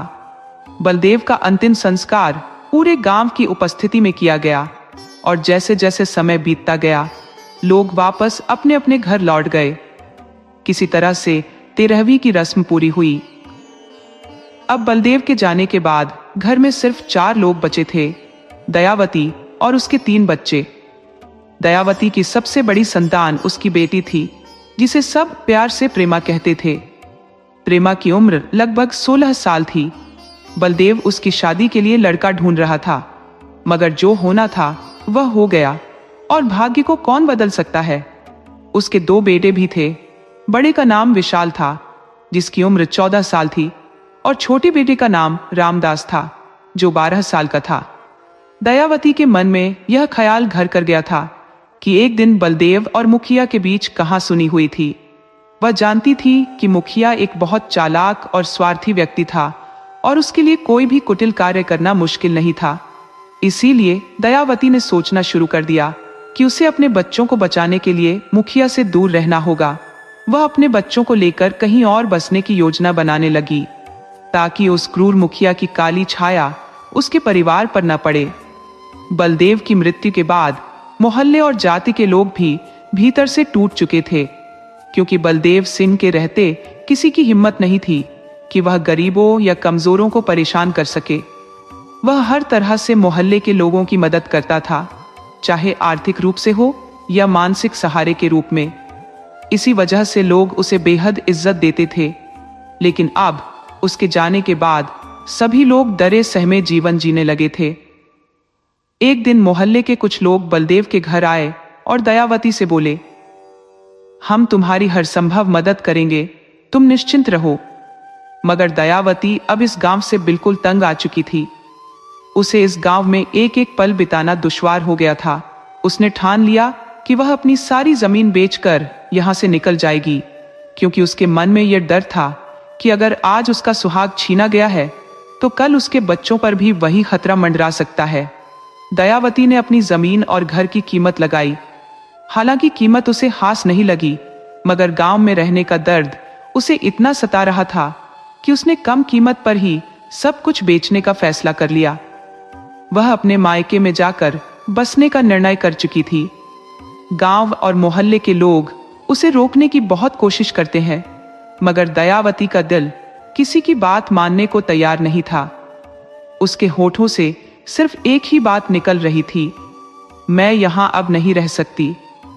जब दयावती किसी की भी बात सुनने से इनकार कर देती है, तब मोहल्ले के लोग उसे विदा करते हैं और दयावती अपने मायके के लिए निकल पड़ती है। मायके पहुंचने पर वह कुछ दिन अपने भाई बहनों के साथ बिताती है, लेकिन शीघ्र ही वह वहां से भी नई जमीन खरीदकर एक घर बनाने का निश्चय करती है। अब वह अपने बच्चों को लेकर नए घर में शिफ्ट हो जाती है।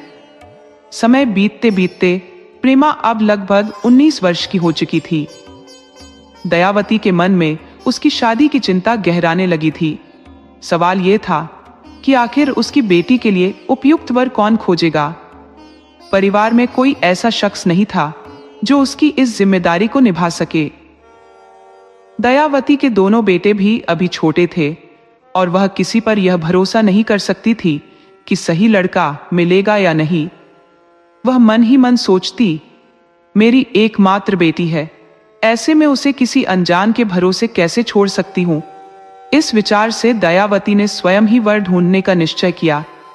वह अपने बड़े बेटे विशाल को साथ लेकर प्रेमा के लिए उपयुक्त वर की खोज में निकल पड़ी। विभिन्न गांवों की यात्रा करते हुए वह कई घरों और रिश्तेदारों से मिली, मगर हर जगह उसे निराशा ही मिली। जिस भी दरवाजे पर वह जाती, लोग उसे उपेक्षा की दृष्टि से देखते। कोई भी उससे ठीक से बात तक नहीं कर रहा था। गांव के लोग उसे बदचलन कहकर उसकी निंदा कर रहे थे और किसी ने भी उसकी मदद नहीं की। दयावती थक हार कर एक दूसरे गांव की ओर बढ़ी, मगर वहां की स्थिति और भी दयनीय थी। जैसे तैसे करके वह अपनी जाति के लोगों के पास पहुंची, जहां उसे दादा नाम से बुलाए जाने वाले मुखिया से सामना हुआ। दादा ने उससे पूछा, बेटी तुम कहां से आई हो? दयावती ने उत्तर दिया, दादा हम ललितपुर के छोटे से गांव सीतापुरी से आए हैं। दादा ने फिर पूछा, तुम क्या करती हो बेटी? दयावती ने कहा, जो भी काम मिलता है वह कर लेती हूं। इस पर दादा ने पूछा, तुम्हारे पति क्यों नहीं आए? दयावती ने रुंधे गले से उत्तर दिया, वह कुछ समय पहले ही गुजर गए। दादा ने संवेदनशीलता से पूछा, वे कैसे गुजरे? इस पर दयावती ने धीरे से कहा, गांव के ही एक आदमी से झगड़ा हो गया था और उसी वजह से उनकी मृत्यु हो गई। दादा ने यह सुनकर कहा, बस इतनी सी बात? दयावती ने सिर हिलाते हुए उत्तर दिया, हाँ दादा। इसके बाद दादा ने फिर पूछा, परिवार में और पुरुष सदस्य नहीं है? इस पर दयावती ने उत्तर दिया, हाँ है, लेकिन मैं उनसे ज्यादा मेल जोल नहीं रखती। दयावती के जीवन की चुनौतियां और उसके संघर्ष की गाथा हर कदम पर उसकी आत्मशक्ति को और भी मजबूत बना रही थी। दादा मन ही मन सोचता है, इससे तो कोई रिश्ता रखना ही बेकार है। देर रात किसी से मेल जोल न रखने वाली, फिर भी सबसे संबंध है। इसी वजह से इसका पति अब दुनिया में नहीं है। जब दादा अपने विचारों से मुक्त हो जाता है तो बोल पड़ता है, देखो बेटी, हमारा नाती अभी पढ़ाई कर रहा है, इसलिए फिलहाल विवाह का सवाल ही नहीं उठता। दयावती को यहां भी निराशा ही हाथ लगी। वह भारी मन से अपने बेटे विशाल को साथ लेकर उस गांव से बाहर निकल गई। गांव की सीमा पर पहुंचते ही वे दोनों एक पेड़ के नीचे उदास होकर बैठ गए। अब उनके मन में कहीं और जाने की हिम्मत नहीं बची थी। तभी विशाल ने मां से पूछा, मां, ये लोग हमें ऐसे क्यों घूर रहे थे? दयावती ने गहरी सांस लेते हुए जवाब दिया, बेटा, ये लोग यही सोच रहे हैं कि मैं बदचलन हूं। विशाल ने उत्सुकता से पूछा, मां, बदचलन का क्या मतलब होता है? दयावती ने सिर झुकाकर कहा, बेटा, बदचलन उसे कहते हैं जो समाज के सही रास्ते से भटक जाता है। विशाल ने थोड़ा आश्चर्य जताते हुए कहा, मां, लेकिन इन्हें कैसे पता चला कि तुम बदचलन हो? दयावती ने धीरे से समझाया, बेटा, लड़कियों के लिए वर देखने का रिवाज है और ये काम घर के पुरुषों का होता है। अगर कोई औरत ये काम करने निकले तो उसे बदचलन माना जाता है। विशाल यह सुनकर भी असमंजस में था। मां, ये कहां से साबित होता है कि तुम बदचलन हो? दयावती ने निराश मन से कहा, बेटा, यही तो समाज की सोच है। दोनों मां बेटे आपस में बातचीत करते हुए गांव लौटने लगे। कुछ ही देर में उन्हें गांव जाने के लिए साधन मिल गया और वे अपने घर के लिए रवाना हो गए। घर पहुंचने पर दयावती और भी निराश रहने लगी, क्योंकि प्रेमा की उम्र बढ़ रही थी, लेकिन उसके लिए कोई भी लड़का नहीं मिल रहा था। दयावती के मायके वाले भी उसे बदचलन समझते थे। शायद पति की मृत्यु के बाद हर एक औरत को इसी तरह के तानों का सामना करना पड़ता है। अब दयावती रोज विशाल को साथ लेकर काम पर जाती, पूरे दिन मेहनत करती और शाम को घर लौटती। घर आकर वह फिर सोच में पड़ जाती कि आखिर अपनी बेटी के लिए वह वर कहां से ढूंढेगी। प्रेमा तो बड़ी ही सरल और संस्कारी लड़की थी। हर काम बड़े संयम और सहजता से करती थी, मगर न जाने क्यों समाज उसे स्वीकार नहीं कर पा रहा था। लोगों के मन में एक ही धारणा घर कर चुकी थी कि प्रेमा बदचलन औरत की बेटी है और उसी का चलन आगे भी रहेगा। दयावती ने प्रेमा की शादी के लिए बहुत कोशिशें की, लेकिन कोई भी लड़का नहीं मिला। प्रेमा की उम्र अब 20 वर्ष की हो चुकी थी, जो गांव के लिहाज से बहुत ज्यादा मानी जाती थी। गांव के लोग अब ताने देने लगे थे, क्या बेटी की शादी नहीं करोगी? बेचारी को ऐसे ही बिठाए रखोगी? ये सब सुनते सुनते एक दिन दयावती का दिल जिंदगी से भर गया। उसी रात उसने फांसी लगाकर अपनी जीवन लीला समाप्त कर ली। सूरज की पहली किरण के साथ तीनों बच्चे अपनी दिनचर्या के अनुसार उठ गए। प्रेमा, जो हमेशा अपनी माँ के कार्यों में हाथ बटाती थी, उसे न पाकर आवाज देने लगी, माँ कहाँ हो? कई बार बुलाने पर भी जब कोई उत्तर न मिला तो वह अपने भाइयों से पूछने लगी, विशाल, क्या तुम जानते हो माँ आज बिना बताए कहाँ चली गई? विशाल ने लापरवाही से कहा, अरे कहीं किसी काम में लग गई होंगी। लेकिन प्रेमा को चैन नहीं पड़ा। माँ बिना बताए कभी बाहर नहीं जाती, तुम जरा पड़ोस में जाकर पता तो करो। विशाल ने अनमने भाव से कहा, ठीक है, अगर तुम्हें तसल्ली नहीं हो रही तो मैं देख आता हूं। विशाल बाहर निकला और माँ को ढूंढने लगा।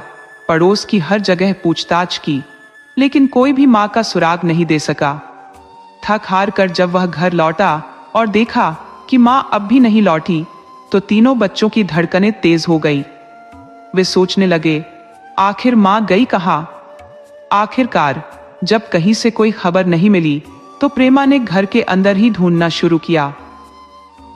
जब वह एक कमरे के पास पहुंची, जिसे केवल खास मौकों पर खोला जाता था, तो देखा कि वह अंदर से बंद था। उसकी आंखों में अविश्वास उमड़ पड़ा। दरवाजा अंदर से बंद कैसे हो सकता है? तीनों भाई बहन डर और आशंका में एक साथ खड़े हो गए, आंखों में आंसू और नजरें दरवाजे पर जमी हुई। प्रेमा ने दरवाजा खटखटाया, लेकिन कोई प्रतिक्रिया नहीं मिली। अब तक बाहर से कुछ पड़ोसी भी आ चुके थे और दरवाजा तोड़ने की बात करने लगे। वह पुराना पुश्तैनी घर था, लकड़ी के दरवाजे थे जिन्हें तोड़ना मुश्किल नहीं था। छैनी और हथौड़े की मदद से दरवाजा तोड़ा गया और जैसे ही वह खुला, पूरे घर में चीख पुकार गूंज उठी। दर्दनाक चिल्लाहटों ने आसपास के लोगों को भी इकट्ठा कर लिया। दरवाजे के भीतर का दृश्य देखकर सभी बच्चों ने रोते बिलखते अपने सिर पीटने शुरू कर दिए। दयावती को फांसी के फंदे से उतारते हुए तीनों बच्चे चीख चीख कर रोने लगे। वे भगवान से सवाल करने लगे, हे भगवान, आखिर हमने तेरा क्या बिगाड़ा था? कभी भगवान को दोष देते तो कभी खुद को कोसते। पिता की मृत्यु का दुख इतना नहीं था, क्योंकि तब भी उनके पास मां का सहारा था, लेकिन आज वह एकमात्र आस भी टूट चुकी थी। पड़ोस के लोग उन्हें सांत्वना देने लगे, कुछ कहने लगे, दयावती बेचारी कितनी सरल और निष्कपट थी, जब भी मिलती हंसकर बात करती थी। कुछ अन्य लोग कहने लगे, दयावती को हमने बचपन से देखा है, कितनी शांत और नेक महिला थी। वही लोग जो कल तक उसे बदचलन कहकर ताने मारते थे, अब उसकी तारीफें कर रहे थे। उनके तानों की ही वजह से दयावती आज इस दुनिया को छोड़ गई। पड़ोसियों ने मिलकर दयावती का अंतिम संस्कार करवाया। दयावती के मायके वालों ने भी उसकी दिन और तेरहवीं करने की जिम्मेदारी ली। वे बोले, हम अपनी बहन के लिए सब कुछ करेंगे, उसे बड़े धूमधाम से विदा करेंगे। दयावती की 13वीं भी बड़े धूमधाम से की गई। अब तीनों बच्चों को उनके मामा मामी के घर रहने के लिए कहा गया और वे वहां चले गए। इस बीच तीनों बच्चे अब तक बहुत समझदार हो चुके थे, पर मां की कमी उनके जीवन से कभी पूरी न हो सकी। विशाल और रामदास नजदीकी शहर में मेहनत कर रहे थे। वहां काम की तलाश में दिन भर पसीना बहाते और शाम ढलते ही अपने मामा मामी के घर लौट आते। तीनों भाई बहन अब एक अलग हिस्से में रहने लगे थे। प्रेमा स्वभाव से गुणी और मेहनती, सिलाई कढ़ाई का काम कर घर का खर्च संभालने लगी थी। मां के निधन के 4 वर्ष बाद इन सभी ने कठिन संघर्ष कर एक अच्छी खासी रकम जमा कर ली थी। विशाल ने मन में ठान रखा था कि अपनी बहन की शादी ऐसी धूमधाम से करेगा कि पूरा सीतापुरी हतप्रभ रह जाएगा। अब बारी थी प्रेमा के लिए वर की तलाश करने की। दोनों भाई अपनी बहन के लिए एक योग्य वर ढूंढने निकल पड़े। कई जगहों पर गए, मगर कोई लड़का दिल को नहीं भाया। विशाल सोचता रहा, मेरी बहन ने इतने कष्ट झेले हैं, उसकी शादी मैं ऐसी करूंगा कि पूरे गांव को गर्व हो। रास्ते में दोनों भाई आपस में चर्चा करते हुए जा रहे थे। विशाल बोला, शिवपुर के बाबूजी का लड़का कैसा रहेगा? रामदास ने विचार करते हुए कहा, वह पेशे से भी अच्छा है। विशाल ने सहमति जताई, हाँ, वह उनके घर का इकलौता बेटा है और काफी संपन्न भी है। रामदास ने सवाल किया, लेकिन लड़के की पढ़ाई लिखाई कैसी है? विशाल ने जवाब दिया, उसने अपनी पढ़ाई पूरी कर ली है, और अब सरकारी नौकरी के लिए तैयारी कर रहा है। रामदास ने उत्साह में कहा, तो फिर यह रिश्ता सही रहेगा, बस यह देखना होगा कि वे ज्यादा कुछ न मांगे। विशाल ने भरोसा दिलाया, बाबूजी ऐसी कोई मांग नहीं रखेंगे, वे एक अच्छी लड़की ढूंढ रहे हैं और हमारे पिताजी से उनका अच्छा परिचय भी था। रामदास बोला, तो फिर भैया शिवपुर चलते हैं और आज ही इस रिश्ते की बात पक्की कर लेते हैं। दोनों भाई शिवपुर की ओर चल पड़े और महज 3 घंटों में वहां पहुंच गए। जब वे बाबूजी के घर पहुंचे तब तक काफी देर हो चुकी थी और घर के बाहर कुछ लोग पान सुपारी खाते बैठे थे। दोनों ने जाकर बाबूजी के चरण स्पर्श किए। बाबूजी ने पूछा, कैसे आना हुआ बेटा? विशाल ने निवेदन किया, बाबूजी आपसे एक जरूरी बात करनी है। बाबूजी बोले, तुम तो मेरे अच्छे मित्र के बेटे हो, खुलकर बताओ तुम्हें क्या चाहिए? विशाल ने गहरे आदर से कहा, बाबूजी हम अपनी बहन को आपकी बहू बनाना चाहते हैं, इससे हमें गर्व महसूस होगा। बाबूजी ने मुस्कुराते हुए कहा, तुम मेरे बेटे समान हो, निश्चिंत रहो, मैं तुम्हारी बहन से भली भांति परिचित हूं और अपने बेटे का विवाह उसी से करूंगा। विशाल ने श्रद्धापूर्वक कहा, बाबूजी आप इतने धनवान हैं, हमारे पास देने को ज्यादा कुछ नहीं है, लेकिन हम आपकी इज्जत में कोई कमी नहीं छोड़ेंगे। बाबूजी ने गंभीरता से कहा, इन बातों को अब छोड़ो, मेरे दोस्त की आत्मा को इससे ठेस पहुंचेगी, वह परलोक से सब कुछ देख रहा होगा। उसके बाद बाबूजी ने भोजन का प्रबंध किया और सभी ने मिलकर साथ में भोजन किया। रात्रि का भोजन समाप्त होते ही सभी लोग अपने अपने बिस्तर पर जाकर सो गए। सुबह जब उजाला हुआ तो विशाल और रामदास ने बाबूजी के चरण स्पर्श कर आशीर्वाद लिया और अपने घर की ओर चल पड़े। रास्ते में रामदास ने कहा, बाबूजी का स्वभाव कितना उदार है भैया, ऐसे लोग दुर्लभ ही होते हैं जो इतने धर्मनिष्ठ होने के बावजूद इतनी विनम्रता दिखाते हैं। ऐसे महानुभावों का मैं दिल से आदर करता हूं। विशाल ने गंभीर स्वर में कहा, यह सब ईश्वर की कृपा है, हम में इतनी शक्ति कहां थी कि इतने बड़े घर में विवाह कर पाते। रामदास ने सहमति में सिर हिलाते हुए कहा, हां भैया आप सही कह रहे हो। इसी तरह बातचीत करते हुए दोनों भाई अपने गांव पहुंच गए।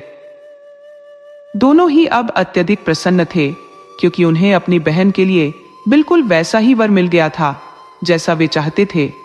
अब वे शादी की तैयारियों में व्यस्त हो गए। दोनों भाई सोचते रहे कि वे इतने अच्छे से इंतजाम करेंगे कि प्रेमा को यह कभी महसूस न हो कि यदि माता पिता होते तो कुछ कम होता। शादी की तारीख भी तय हो गई थी। गांव में शादी की तैयारियां जोरों पर थी और सभी मित्र रिश्तेदार सहयोग के लिए आगे आ गए थे। हर कोई अपनी ओर से मदद देने के लिए तत्पर था। धीरे धीरे सभी आवश्यक सामान एकत्र होने लगा और गांव वाले भी अपनी सेवा भाव से जुट गए थे।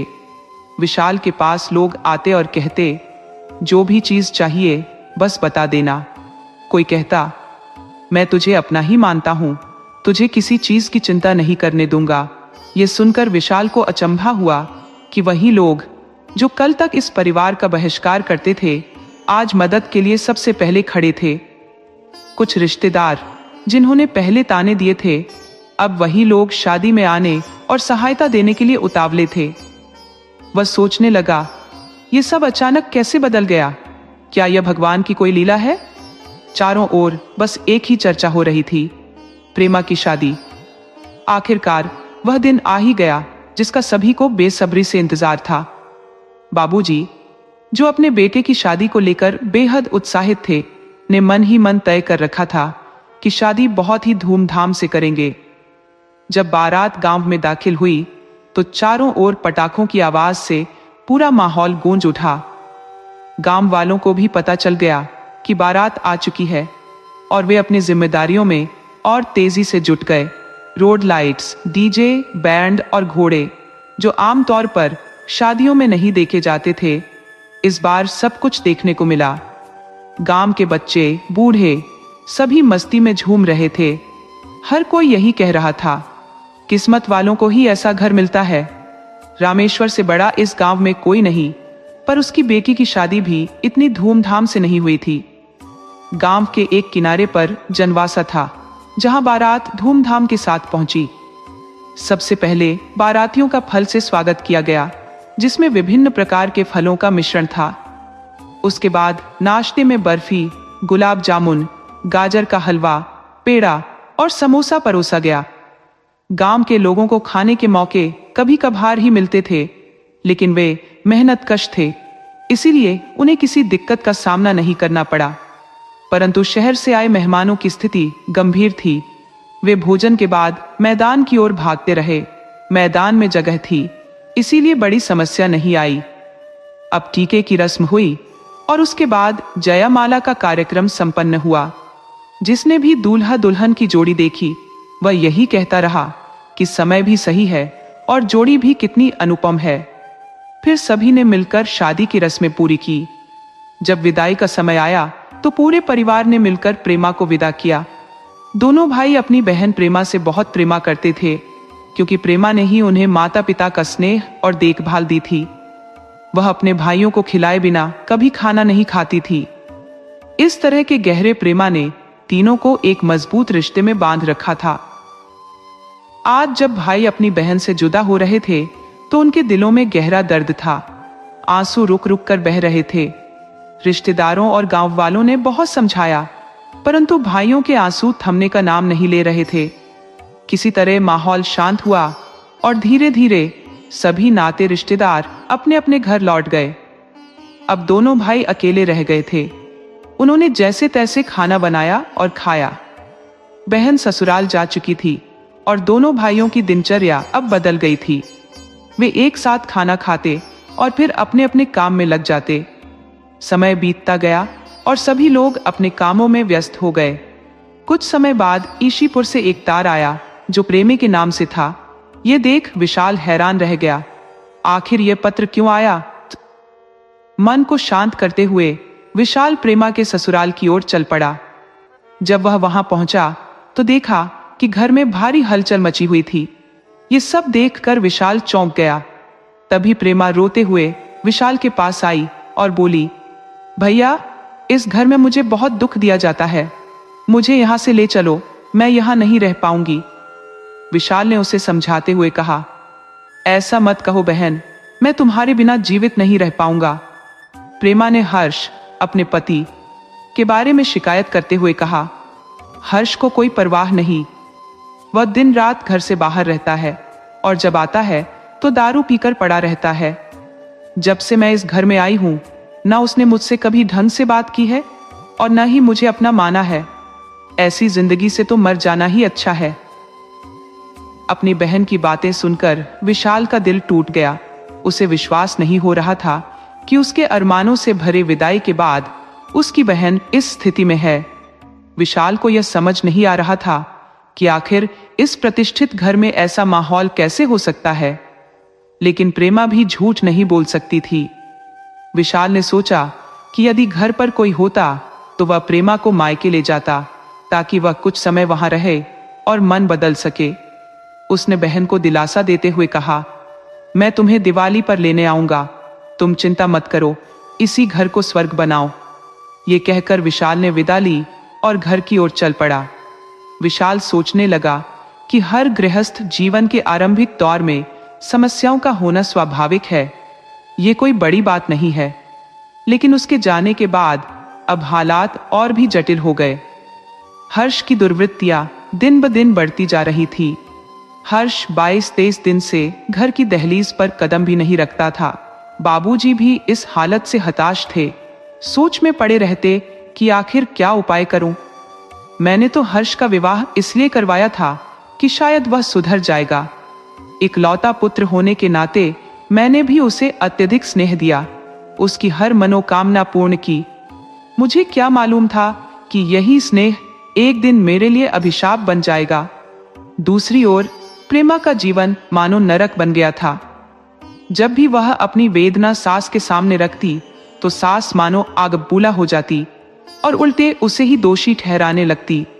कहती, तुम्हें तो बस मेरे बेटे पर आक्षेप लगाना आता है, जैसे तुम स्वयं बहुत पवित्र हो। बेचारे प्रेमा को समझ नहीं आता कि अपनी व्यथा किससे साझा करे। बाबूजी तो स्वयं हर्ष की करनी से दुखी थे। उनका घर मानो एक खुले आकाश की तरह हो गया था, जिसमें हर समय चिंताओं के बादल मंडराते रहते। हर्ष, जिसने नौकरी की तैयारी तो मानो नाम मात्र की थी, बस अपनी ही मस्ती में डूबा रहता। उसके बारे में गंदी अफवाहें फैलती रहती। कभी किसी लड़की के साथ घूम रहा है तो कभी दोस्तों के संग अय्याशी कर रहा है। ऐसे किस्से आए दिन सुनने को मिलने लगे थे। हर्ष अब पूरी तरह से काबू से बाहर हो चुका था। इन बातों से प्रेमा का मन भारी रहने लगा था।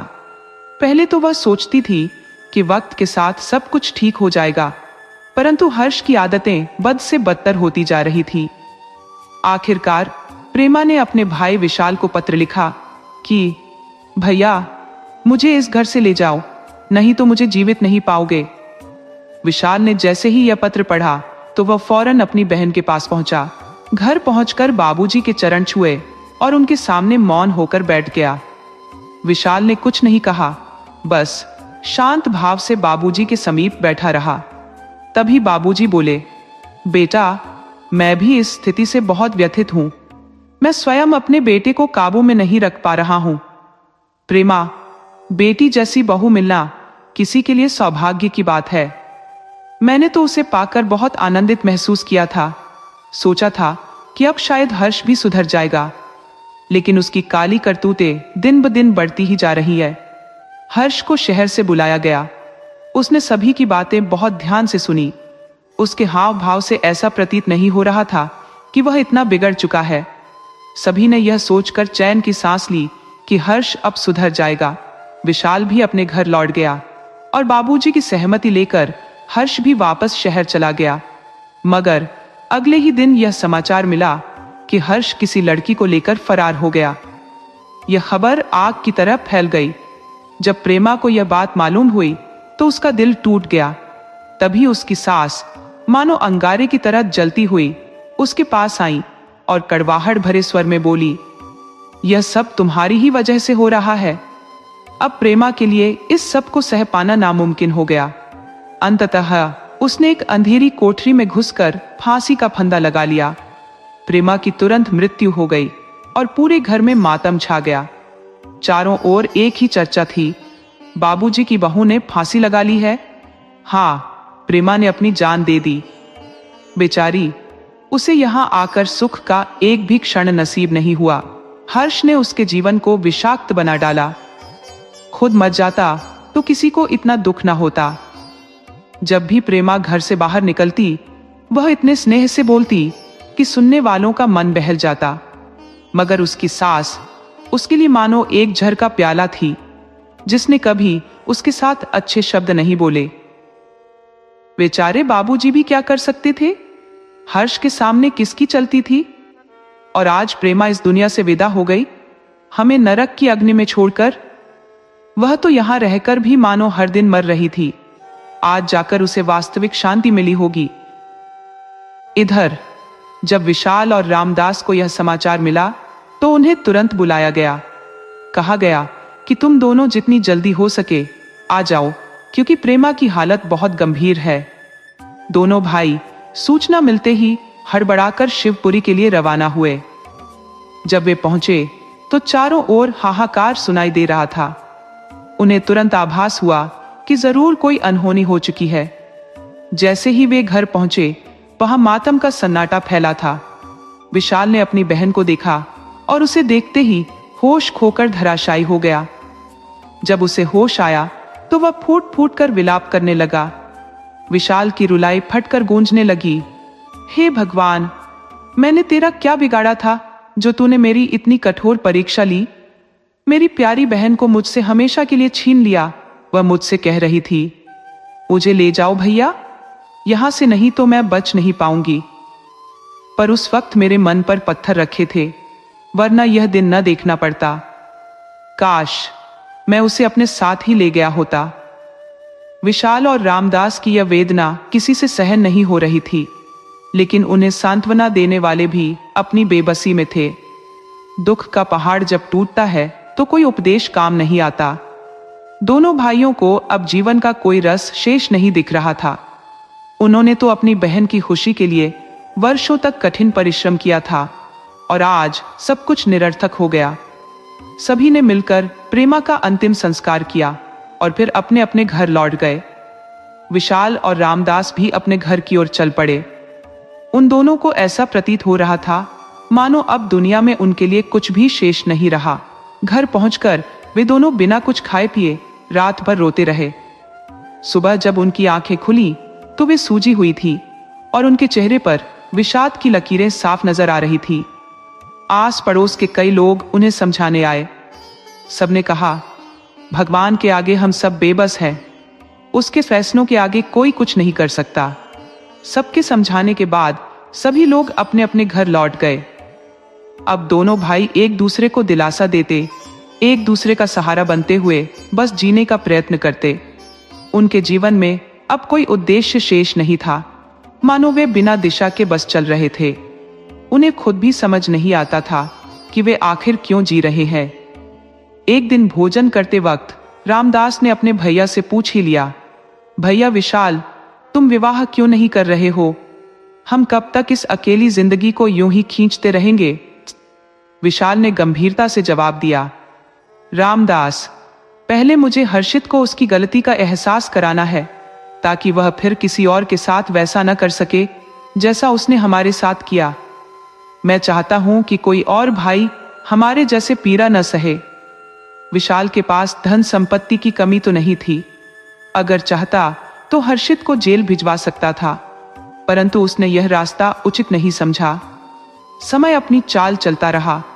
लोग अपनी अपनी जिंदगी की आपाधापी में व्यस्त हो गए। कुछ समय बाद खबर मिली कि हर्ष जिस लड़की को भगाकर ले गया था वह उसे छोड़कर किसी और के साथ भाग गई। हर्ष का बुरा हाल था। उसे मार पीट कर अधमरा सड़क किनारे छोड़ दिया गया। किसी ने उसे बेसुध हालत में अस्पताल में भर्ती कराया। उसके पास जो थोड़ी बहुत दौलत थी वह भी उस लड़की के साथ चली गई। हर्ष के माता पिता भी यह सुनते ही अस्पताल पहुंचे। जब विशाल को इस घटना का